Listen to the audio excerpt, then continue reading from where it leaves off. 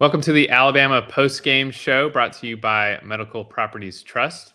My name is Wes Sinor. I'm joined by our sports editor, John Talty at AL.com. John, just initial thoughts on this game. I know Alabama kind of got off to a slow start. Austin Peay was trying some things early on, taking some chances, but ultimately Alabama comes away with a 34-0 victory. Yeah, to me, this game feels like kind of the inverse of what Nick Saban preaches all the time, and that you like the result, you didn't maybe like the process. This was not a particularly fun game, I think, for anyone to watch. Wasn't the most fun game I've ever watched, that's for sure. At the end of the day, they win 34-0. They shut them out. That's great. Everybody's happy about it. Survive and advance, all those different things. But to your point, I mean, it was not the greatest performance I've ever seen. I think the first half they looked sloppy. It was kind of what you expect. They know they're going to beat this team. It's hard to get up for games like this. The Iron Bowl is coming the next week, which I know we're going to talk about. But I'm curious to see what Nick Saban's like after this game, because I feel like old Nick Saban would be mad about a game like this. And we've seen a kinder, gentler version of Nick Saban this year as he tries to figure out how to press the right buttons with this team. But, older Nick Saban not looking good and kind of sleepwalking through a FCS opponent is the kind of game that he goes off on in the postgame press conference. Yeah, I just real quick kind of want to get your take on the new Saban and like what you think about just how he's handled some of these situations this year, especially after the losses that they've experienced, like how he's kind of changed his tune, maybe is being a little more sympathetic to the pressure that he's been put on the players just at the standard at Alabama.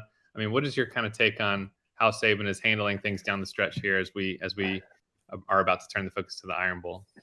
Yeah, I mean, he's in a unique situation because really not since 2010 have they been, by all accounts, out of the national championship hunt as early as they were. And so he has to find different ways to get these guys motivated, right? He can't sell the usual of we want to, we're playing for a national championship. We want to play to be there at the end of the season. That's very unlikely to happen at this point, unless there's just absolute chaos through college football. So you're seeing a different version of him. I mean, I've heard all throughout the season, we heard it last year too, that there was some struggles of trying to reach this team. Some of the things he did in the past just weren't working with this group of people. And it's interesting. The standard thing is interesting because I feel like Nick Saban built that standard, right? And he's leaned on that. In past years, they've talked about getting back to the Alabama standard, right?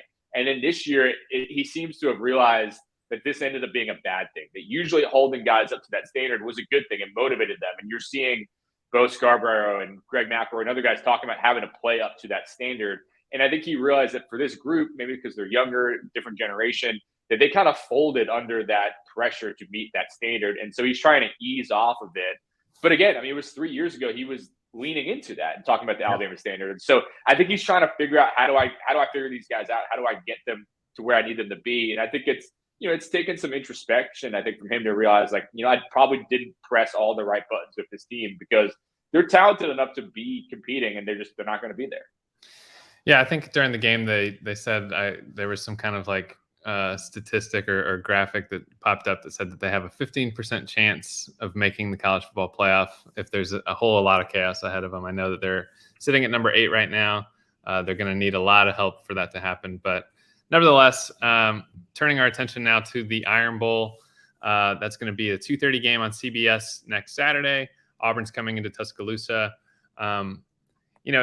I think this is kind of an interesting situation. Obviously, there's been a lot of changes at Auburn this year. Brian Harsin was fired midseason. Cadillac Williams has taken over, kind of re-energized the fan base. There's a lot of excitement around the fan base. However, I don't think that Auburn's like a good football team all of a sudden. They have been struggling all season long, especially on offense. So what's kind of your early take on this Iron Bowl as we look ahead to next weekend? Yeah, I agree with everything you said, but what's also interesting is that I didn't feel like Auburn was particularly good last year, right? And then they went into multiple overtimes and Alabama just was kind of off kilter all game, and Auburn was able to pressure them over and over again and really make Bryce Young's life difficult in that game.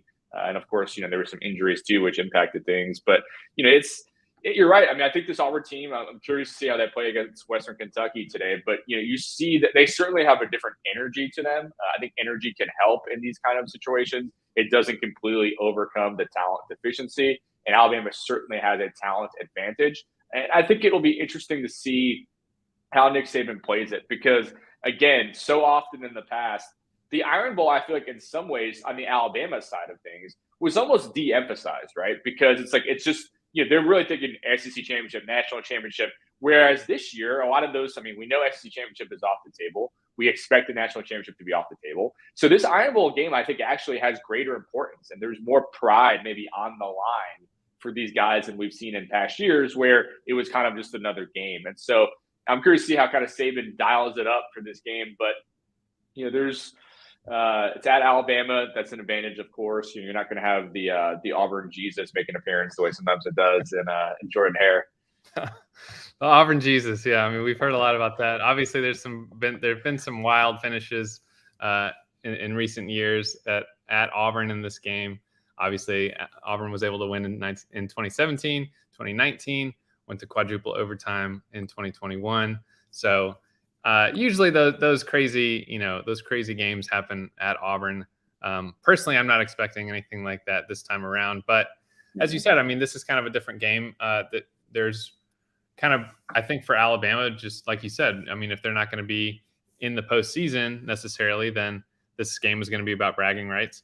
Auburn still has, something to play for because assuming they win today against Western Kentucky, then they have Alabama to play and they need a win there to become bowl eligible. So, I think Auburn's going to be coming in with, nothing to lose, obviously. And Alabama doesn't necessarily have anything to lose in the postseason, but as you mentioned, a lot of bragging rights involved in this game. So be interesting to see what happens. Do you have an early prediction for the Iron Bowl? Have you thought about that? Yeah, I think Alabama wins, but like you said, there is some interesting dynamics happening on the Auburn side with that bowl game in particular, and so, and if we can get into this on another day, but some of the job stuff swirling around with Auburn, I don't think Cadillac's going to be the guy. I think there's other guys who are higher up the food chain, but if they win again today, and if they haven't maybe announced the hire yet. It's Cadillac playing for that job a little bit. The players kind of like, I want Cadillac to be the guy, and they come out differently. Because that's the kind of game that can change whether it's his near future or long-term future. So it's kind of an interesting little wrinkle to it as well. But yeah, I think Alabama wins. Like you mentioned, things seem to stick closer to the normal when it's at Alabama. The wild stuff happens at Auburn, and I think Alabama, you see, they'll typically they kind of blow them out a little bit. And so I think Alabama's going to win, and I think they'll win, maybe by at least a couple touchdowns. But I don't know. I'm kind of talking myself out of it right now, just because Alabama hasn't really blown anybody out outside of Austin Peay today. There's a lot of teams that you expect them to blow out that they haven't blown out. So it'll be interesting. What kind of environment do you think is going to, do you think fans are going to turn out for that game? Because I was looking at some wide shots on the screen today, and obviously it's Austin Peay. It's cold. I know that fans aren't too happy with the season. Do you expect a packed house for the Iron Bowl, or do you expect the fan excitement to kind of drop down a little bit? I think that it'll be a packed house, and I think what you'll see, whether Nick Saban says it directly or fans bring it up. This is going to be the last home game of Bryce Young and Will Anderson. Unless something crazy happens, this is going to be their last game. And so those guys deserve to be sent off, right? I think that there will be, again, whether it's Saban talking about it during his press conference or his radio show, you'll see some sort of push, I feel like, to come out and support the team, treat them right. Famously, was it last year or 2 years ago when Saban kind of went on his rant around Thanksgiving time about appreciating the team more, and I think that you might see something like that this year. So yeah, some of the juice of the game is gone, but I think that knowing the guys who are going to be moving on to the NFL after this year, that fans will want to send them off right. Well, again, that game will be at 2:30 next Saturday. John, appreciate your time here on the Alabama postgame show, and we will obviously be carrying Nick Saban's press conference live on our YouTube and Facebook pages where you're watching this right here in the next few moments. So everybody check that out, and we will see you next time.